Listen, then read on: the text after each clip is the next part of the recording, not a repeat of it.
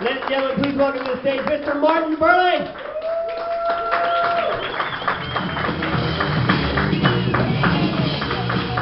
Hello, good evening everyone, and I'm a royal correspondent.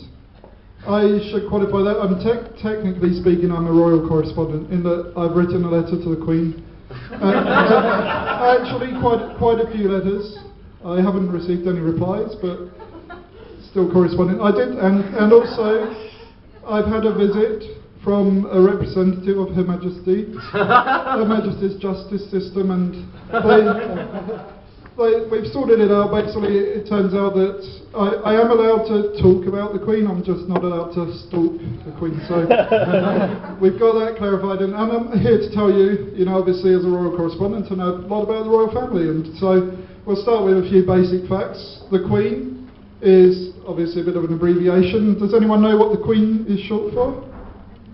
Because she's got little legs. sorry. And corgis, something most people probably know, royal family, they have these dogs called corgis. Corgi is a Welsh word, and that means irritating little inbred bastards. So you can see why the royal family like them. But common ground there, common ground. The Queen doesn't have any televisions in Buckingham Palace. She used to, up until recently, but then she caught Charles watching Game of Thrones, and you can never be too careful, so that's right out the window. But a lesser known fact about the Queen is she actually does spend quite a lot of time on the internet. Not so much on Facebook, because when you're her age, most of your friends are dead. It's kind of depressing. You go on, it's like there's 5 updates and 300 memorial kind of notices. It's not really what you want, but she goes on to dirty chat rooms and logs on as Horny Liz, and it's her way of having a bit of freedom. And I've seen some of the chat logs. You would be surprised, to be honest, and I was certainly surprised. I enjoyed it. I'm not going to deny it, but she's got a few kinks. She likes to say, "Who's your monarch? Who's your monarch?" And it's something she just loves reminding people of that. And as you would know, because obviously about this time yesterday, all of you would have been raising your glass and toasting the Queen on the occasion of her birthday. I am shocked. That's just terrible. That's almost sacrilegious. And I mean, to be fair, you might have heard that actually yesterday wasn't her real birthday, and so it starts to rub it in a bit, because she's basically saying, look, you're going to have to take the day off work to celebrate my birthday. I'm going to make you do that. It's not even going to be my birthday, and you just take a day off, because I fucking tell you to. I still rule your country, bitches. That's basically the message she's sending here.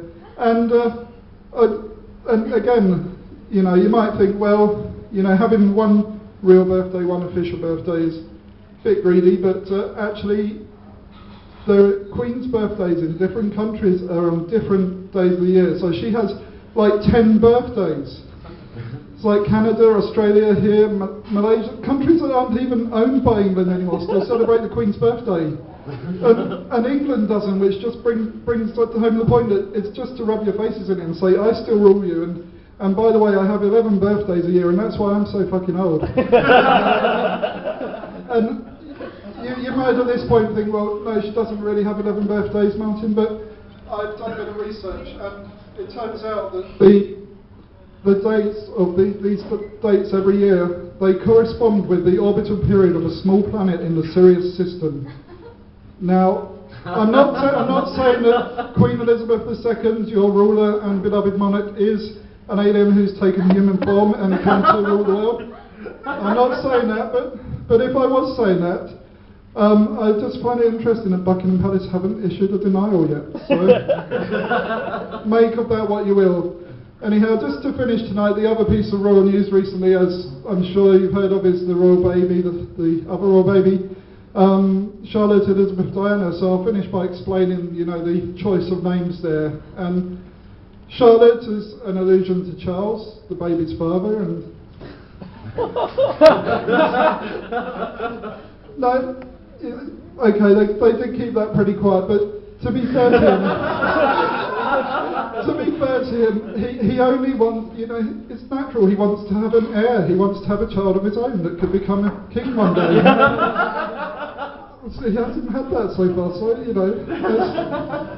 Elizabeth is quite clearly paying respect to the Queen Mother, and you might have heard this phrase, an heir in despair, and that's because when the Queen's mortal body finally dies, as it will, she has the right and the legal and royal privilege to insert her brain into the young baby and therefore live forever. It's a tiny detail in the Constitution, but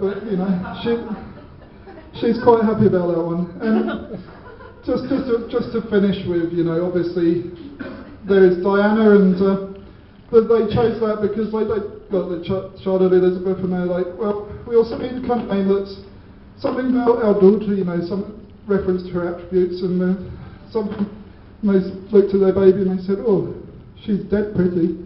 So, on that note, I'll leave you, and I'm going to the UK in a couple of weeks' time, so I'll bring back some more royal news on my next visit. Cheers.